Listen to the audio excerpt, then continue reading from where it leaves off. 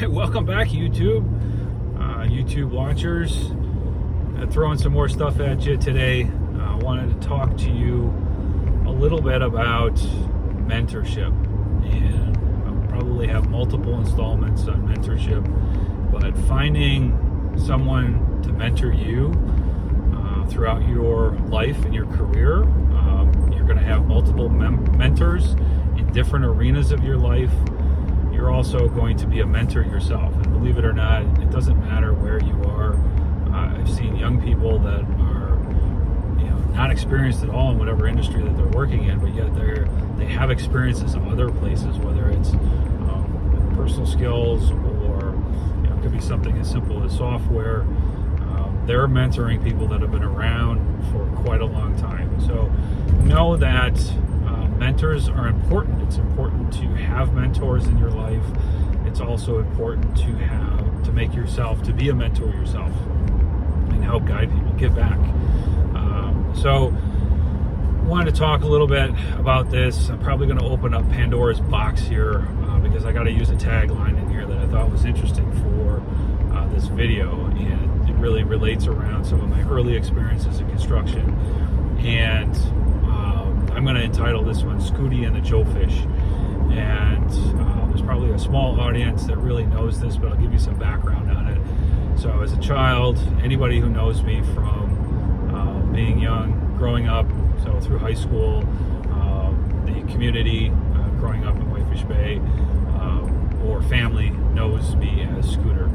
And I'm going to open up this Pandora's box with my students. Now this box has been opened before. Not so much in recent years, but very heavily involved with the CMAA.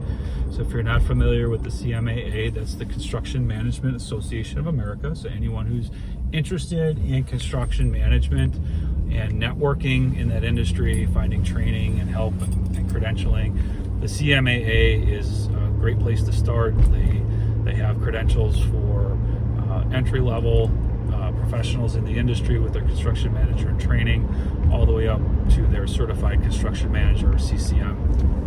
So a great industry to be in. I had the fortunate experience of being a founding member of the Wisconsin chapter.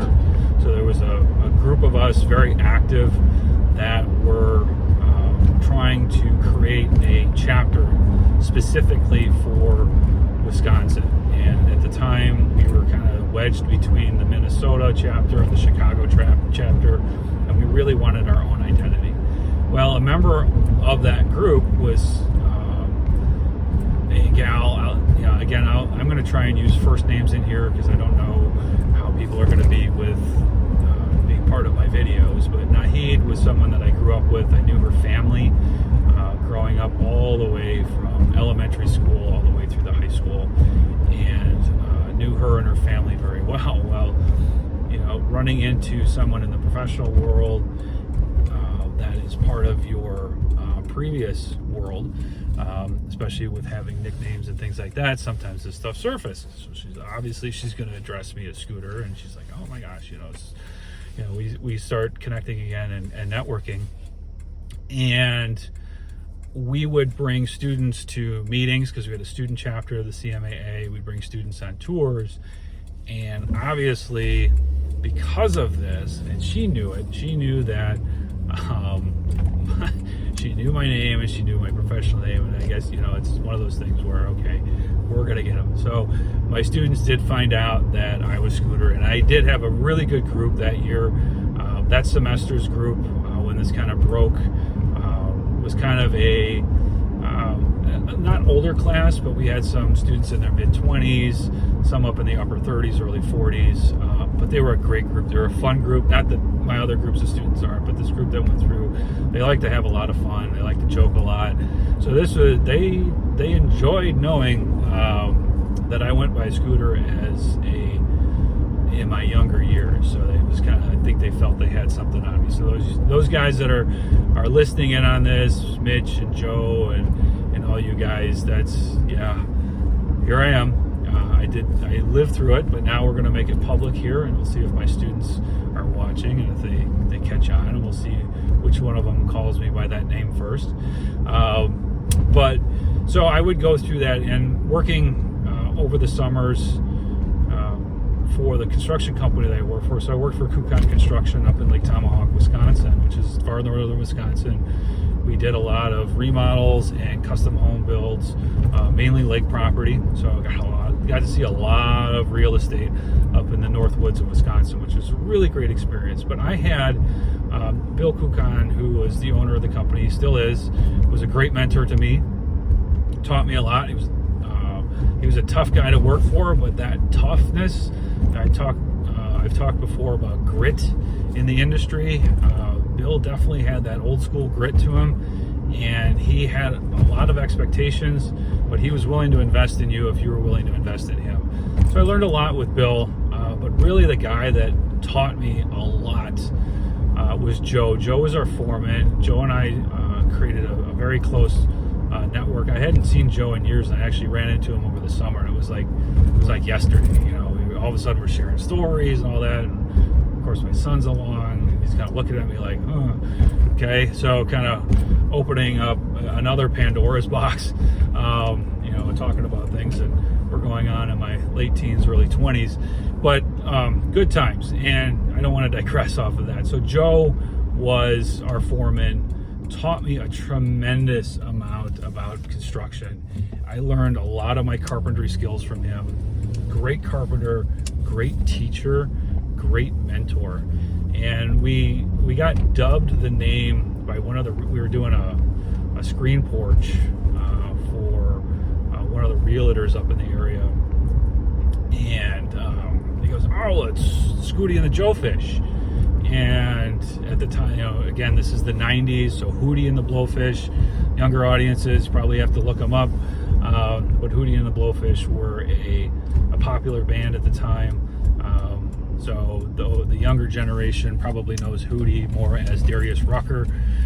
But that was dubbed our nickname, and we kind of hung on to that. It was kind of cool because it defined our relationship. We were really close, and he mentored me quite a bit in construction, and I would not be the carpenter I am today if it weren't for Joe and Joe investing in me. And in fact, it wasn't just the 7 to 3:30s Monday through Friday that we worked together. Joe had brought me on to work on side jobs, so we built, you know, garages and all kinds of different projects together that we would go to after work. So we'd finish up at 3:30, go grab something to eat, and usually by about 5:30, or probably before that, depending upon what the additional jobs were, we worked from then until dark on these side projects together. So spent a lot of time together. Again, him being a great teacher to the point where I became very independent with my carpentry skills, and I credit a lot of what I know today in carpentry to Joe's mentorship. So that's kind of on the carpentry side. Want to spend a little bit of time talking about probably my greatest mentor on the management side, and again, using first names. Jim was my manager at Johnson Controls. So Johnson Controls was my second career placement out of college. So I had worked for a company by the name of Wathco, and we'll tell some Wathco stories. But after Wathco, if you watched it's either the first or second video, talked about moving back to Wisconsin, and I took that job with Johnson Controls. And I worked on a large projects team, which meant we took on large projects. Some of our project managers focused mainly on controls, so we had project managers on a team working on big projects when Northwestern Mutual was building their new headquarters, and when Miller Park was being built. So those were projects that our team worked on. I was more on the general construction side, so I did more GC type work and did a lot of energy jobs for the state. But Jim was my manager. He managed a team of 5 of us, and I'll tell you what, one of the greatest guys ever. So Jim, if you're listening, I accredit my management style and what I'm doing in management and how I progressed as a manager to you. Jim's ability to teach, be patient, be calm, be organized. He was just an incredible mentor for me and really turned me around. My first career with Wathco, I was very young. I was put in a lot of positions where I had a lot of authority and a lot of responsibility. And with that, sometimes the lack of knowledge or my age would create some issues. And I felt that supplementing a tougher exterior, a more abrasive approach, was my way of being a more commanding leader. And that's not the case. There is a time and a place for that, but I will tell you that being a leader versus a boss, someone who's there for the team, they gather around, they want to be with, versus someone that's more afraid of that individual. And I led more with the fear model early on in my career, and realized, that wasn't always the best thing for me, but I kind of continued down that path. I really wanted to be that guy and wanted to portray the typical construction manager type role. And Jim flipped that for me and showed me what a true leader needs. And leadership is much different than being a manager or a supervisor. There's a lot that goes into being a leader, and you can be a leader in anything that you do. So you don't have to be a project manager to be a leader. You don't have to be a superintendent to be a leader. You can be a leader in any role that you have. And he showed me that, and he showed me how to do it right.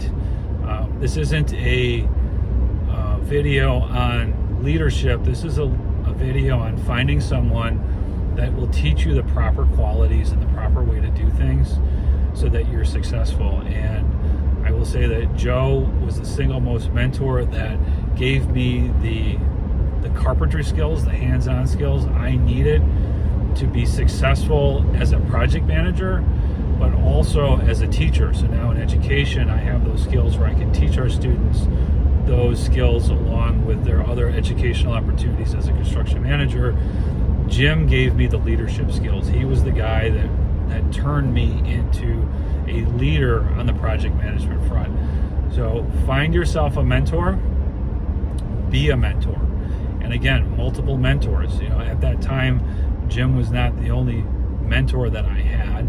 Joe was not the only mentor that I had. Obviously, when I was working for Joe, I was also going through school, so I had to find mentors that were willing to help me through my educational process. So find those people and be that person.